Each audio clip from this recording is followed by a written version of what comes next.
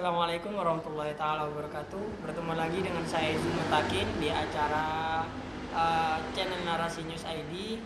Hari ini kita ditemui oleh salah seorang advokat ulung di Kabupaten Situbondo. Beliau adalah Ketua Pradi Mas Khairul Anwar. Selamat siang Mas Khairul. Selamat siang Mas Zul. Selamat siang. Sehat? Alhamdulillah sehat. Jadi hari ini kita akan meneruskan perbincangan yang kemarin. Jika kemarin bersama Kepala Seksi Pidana Khusus Kejari Situbondo kita membahas tentang korupsi yang dilakukan oleh salah seorang kepala desa, hari ini kita akan membahas dan mengkaji tentang ritme-ritme penindakan terhadap para pelaku korupsi, mulai dari hal-hal yang berhubungan dengan inspektorat hingga kejaksaan. Mas Khairul, ya, Mas Khairul, beliau sudah luar biasa dalam bidang hukum sehingga tidak asing dengan tata cara penindakan atau proses hukum terhadap pelaku-pelaku pidana, khususnya pidana khusus korupsi.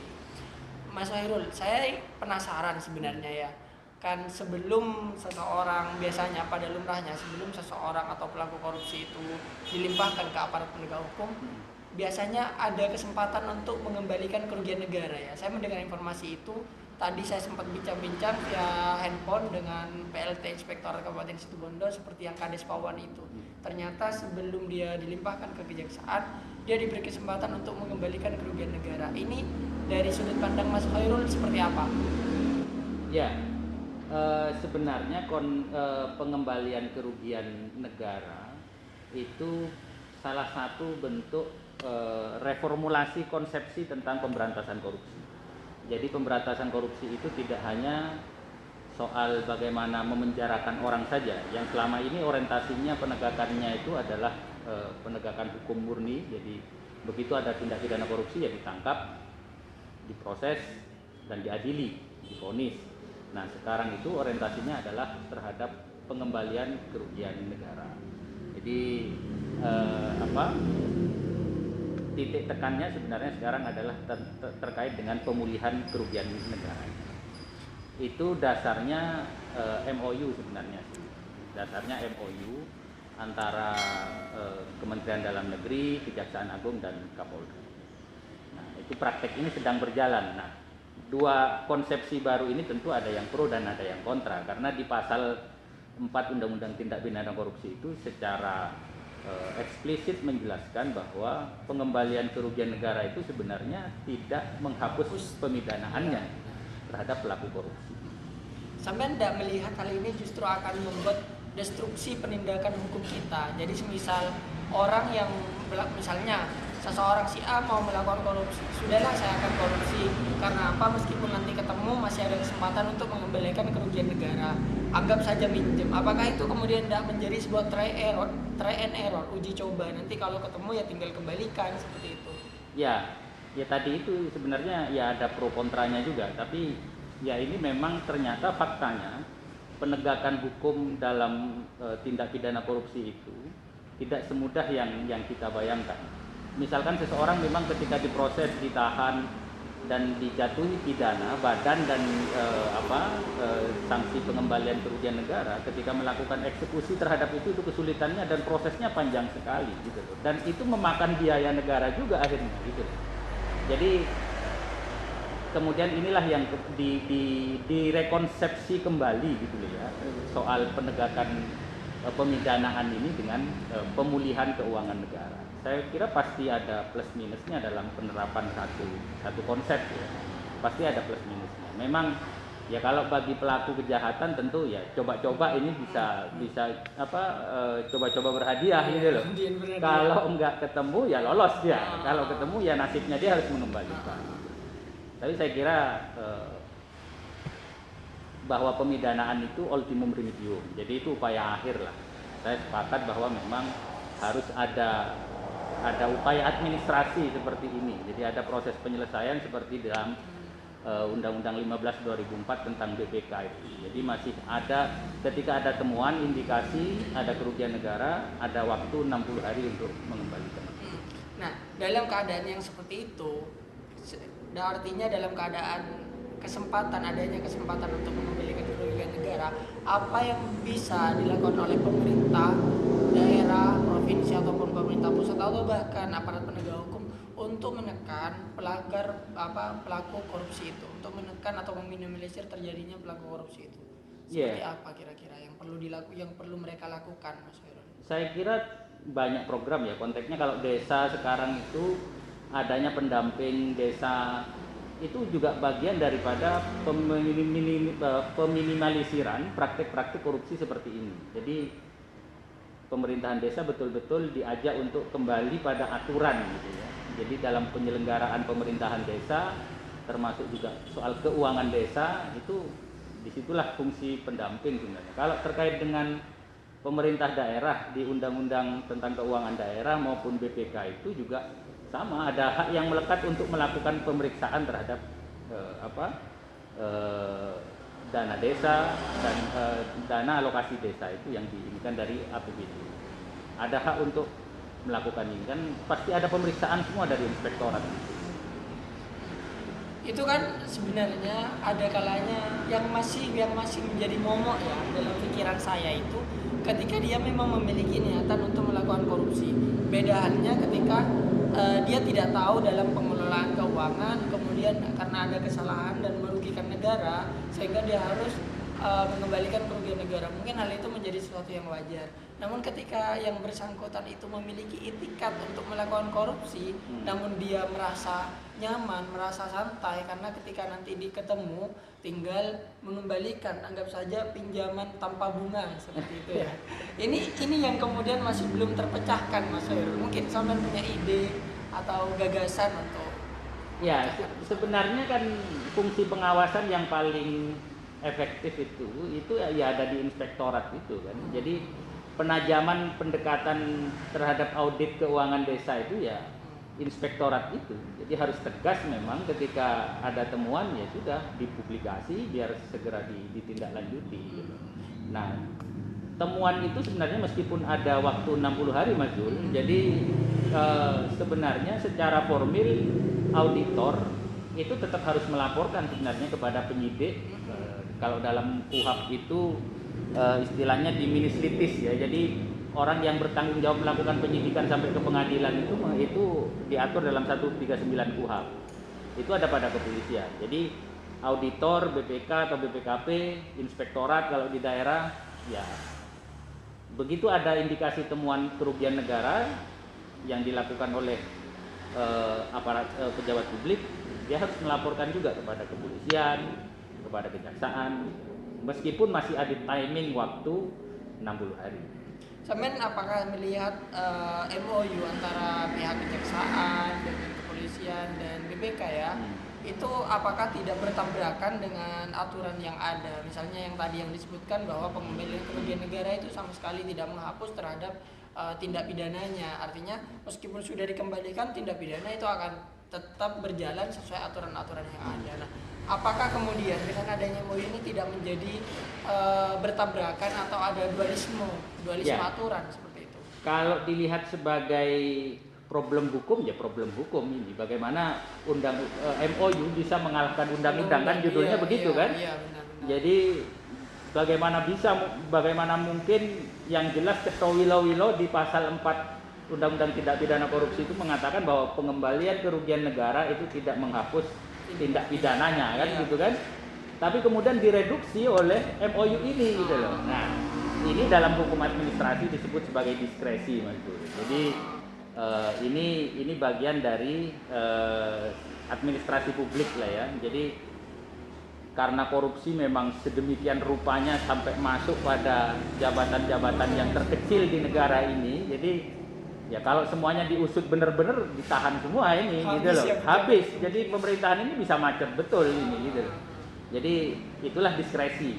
Nah, ini juga anjuran presiden sebenarnya itu bukan hanya inisiatif daripada Kemendagri, Kejaksaan, Kepolisian, tapi ini memang melihat fakta. Tiap hari kita melihat pejabat publik daerah maupun pusat ini ditahan oleh KPK, itu ditangkap oleh kepolisian, kejaksaan. Nah, ini jalan lah. Jadi saya katakan tadi ini adalah konsepsi baru lah penegakan hukum pemberantasan korupsi. Jadi orientasinya bukan lagi bagaimana memenjarakan orang, tapi bagaimana mengantisipasi pengembalian terhadap keuangan negara. Tapi semisal ada orang masyarakat atau warga yang melapor ke kejaksaan contoh ya, lantas kejaksaan ini mau saklek, jadi kejaksaan ini saklek mau mengikuti aturan perundang-undangan yang ada. Jadi karena bunyi dalam KUHP seperti itu, sehingga saya tidak mau mengembalikan ini ke APIP atau mengembalikan ini ke inspektorat, tidak mau. Jadi saya maunya diproses sesuai aturan hukum yang ada, di mana MOU itu tidak akan pernah mengalahkan undang-undang. Kan undang-undang sifatnya mungkin lebih tinggi. Apakah itu sah-sah saja misalnya itu dilakukan oleh aparat penegak hukum kita? Ya, memang dia punya MOU ini kan tidak mendistorsi kewenangannya penyidik ya. Kalau dalam tindak pidana korupsi, kejaksaan biasanya sebagai penuntut saja juga bisa jadi penyidik dalam kasus korupsi. Itu tidak mengurangi sedikitpun kewenangan kejaksaan maupun kepolisian untuk melakukan penyelidikan atau penyidikan terhadap tindak pidana korupsi. Tetap saja meskipun ada MOU ini, misalkan kepolisian begitu dapat laporan atau pengaduan adanya satu indikasi tindak pidana korupsi, dia mau melakukan proses ini ya nggak apa-apa gitu. Karena sah-sah saja ya. Sah-sah saja karena prinsipnya pengembalian kerugian negara itu oleh hakim hanya akan dicatat sebagai hal yang meringankan. Dianggap orang ini sudah tobat lah gitu loh. Itu aja sih sebenarnya. Tidak pas lantas menghapus proses hukum, tidak mungkin. Enggak. Cuma ya ini tadi itu soal diskresi lah, diskresi. Jadi seseorang bisa dimaafkan lah kalau sudah kerugian negaranya dikembalikan. Nah tapi ini juga membuka celah ya, konflik of interest gitu kan, para penyidik tindak pidana korupsi ini gitu. Jadi yang ini mengembalikan mau gitu loh kan. Kalau dengan yang satunya karena ada dendam atau ada perlakuan yang kurang baik, ya ini meskipun mengembalikan kita sikat aja gitu loh. Nah itu membuka ruang itu mas. Jadi memang ya itulah satu ekses dari satu keputusan yang hanya berdasarkan pada MOU gitu. Iya. Terakhir mas, kira-kira apa yang perlu kita kan lagi-lagi kita salah satu pejabat di desa kita di Situbondo itu tersandung kasus korupsi meskipun belum ada putusan ingkrah dari pengadilan, tapi yang bersangkutan sudah ditahan, sudah ditetapkan tersangka. Artinya ketika sudah ditetapkan tersangka, proses penyidikan itu sudah ada dan bentuk pelanggarannya itu sudah ada, tinggal nunggu pengadilan. Nah, ini kan sesuatu yang menurut saya sangat memalukan. Kira-kira apa yang perlu dilakukan oleh aparat penegak hukum khususnya atau pihak-pihak terkait seperti inspektorat ataupun pemerintah daerah untuk meminimalisir hal ini khususnya di Situbondo mas? Ya, saya kira kalau dari aspek normatifnya ya, ancaman tindak pidana korupsi bagi pelaku tindak pidana korupsi ini kan sudah luar biasa gitu. Saya kira ini bukan orang tidak tahu lagi soal ancaman itu bahwa memang akan berat. Ini menurut saya sudah soal kebudayaan. Jadi bukan lagi soal pengetahuan. Kalau soal pengetahuan saya kira mereka tahu bahwa pidana ini sesuatu yang dilarang oleh hukum. Tapi pendekatan lain perlu dilakukan gitu loh. Pemerintah daerah melakukan penyuluhan hukum misalkan ya, mengingatkan dan semacamnya. Inspektoratnya juga harus seperti itu. Jadi tegas mereka dalam melakukan audit, persoalan nanti ada komunikasi dia mau mengembalikan dan semacamnya, tapi menurut saya harus strict ya. BPK inspektorat dalam hal ini dalam memantau penggunaan dana alokasi desa maupun dana desa itu harus strict betul. Itu saya kira jalan yang paling ini. Termasuk juga kemarin dilakukan oleh Kementerian Desa MOU dengan Kejaksaan untuk pendampingan penggunaan dana desa ini. Saya kira itu satu terobosan yang bagus lah. Selebihnya kalau masih ada pejabat atau perangkat kepala desa yang melakukan cara-cara seperti itu ya memang harus ditegakkan hukum gitu. Kenapa ini tidak terjadi ya mas kepada pencuri sapi misalnya? Ketika dia ketemu sapinya dikembalikan, dia bisa bebas gitu, asalkan sapinya dikembalikan. Ya itulah Mazul bedanya antara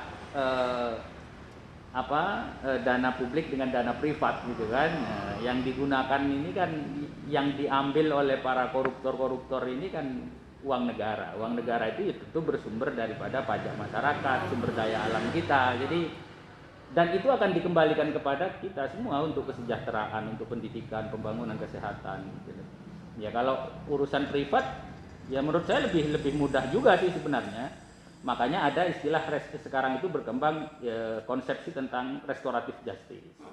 Restoratif justice itu manakala ada kasus privat antara saya dengan Mas Zul gitu ya, bertengkar, saling pukul, kemudian kita melapor dan sudah saling memaafkan, nah, proses itu bisa dihentikan. Itu namanya restoratif justice. Sama sih sebenarnya konsep. Jadi tetap memberikan ruang untuk islah. Ada tetap. Jadi apalagi sekarang kondisi lapas kita itu crowded ya. Sampai kemarin ada kasus lapas Tangerang itu yang terbakar ya. Jadi pemidanaan itu jalan terakhir lah.